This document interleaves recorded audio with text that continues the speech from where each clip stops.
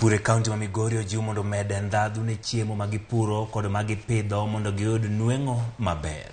Kwayo ma kama ochiwe kinde romo mane okelo jopur matindo e gwenge mag Uriri. Jafwambo marwa Jopur miyowa lerno.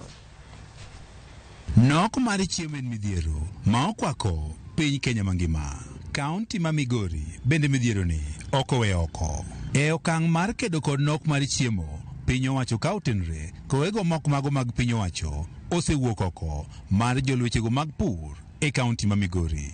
Waseyudo ni ka japur ok otimo farming as a business to odhi lal mang'eny. Koro value addition kata agro processing watimo mondo wa add thamani ne product magwa.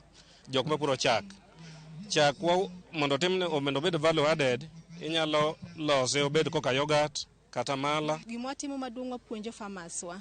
Ka wasepuonjogi to gidhi gitimo e puothgi to giyudo chiemo yo makare. Chiwo puonj ne jopur en mokuom yorego ma gitiyo godo. E gwenge ma Kambogi sub-county ma Uriri, jopur matindo mawuok e sub-county ma Suna East kaachiel kod Uriri ne oyudo thuolo mar ng'iso kit pur kaachiel kod chiemo ma gipidho mar chiwo thuolo jowetegi mondo oyud puonj. Ne kaka wakelo mana improve kienyeji manolony manyasani ok opidh gwen moko machon cha. Sani gima watimo gi value addition sana en rabolo.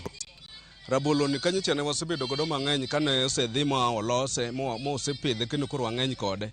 Ne wakoso chiro kane logore gi jo brokers to gi black ne biro ne gikawo gi oko. Koro sani wakawo rabolo to wakelo gi kanyakla e cooperative kaeto kwasekuogo gi maber to ikawo gi to wakawo gi to watero gi e chiro kanyakla. Nyasi ni mani otele ko jatend migawo mar pur pith jamni kaachiel kod re kaunti ma Migori Lucas Musenda ne olosi kod piny owacho mar kaunti ma Migori ka otenre karuogno mar full effect. We have a very elaborate program where we are providing farmers with meals, hammer meals, for them to be able to make feeds for livestock, make feeds for chicken.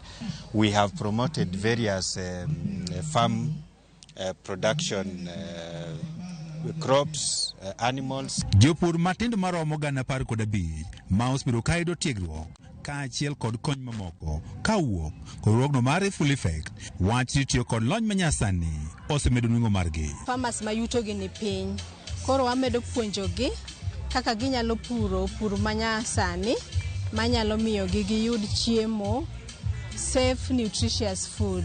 Kata kamano giywak ne pod gikale midhiero mopogore opogore ka dwaro margi en giyud jol kawuok kuom piny owacho. Sin to pod waonge go mak mana ni ka wadwa tiyo gi gigi to chuno ni wadhie e kar ng'ato emwatime value addition nikech pod waonge gi gigo. Mokwongo gikelwa jogo ma gilony mondo kel ji e kor gweng' mondo opuonj ji weche mag pur manyasani. Piny owacho mar kaunti ma Migori kowegego mok mago mag piny owacho bende ne ojiwo jopur mondo koro bed kachopo e romo machal koda magi mondo gisom paro e wechego mag pur.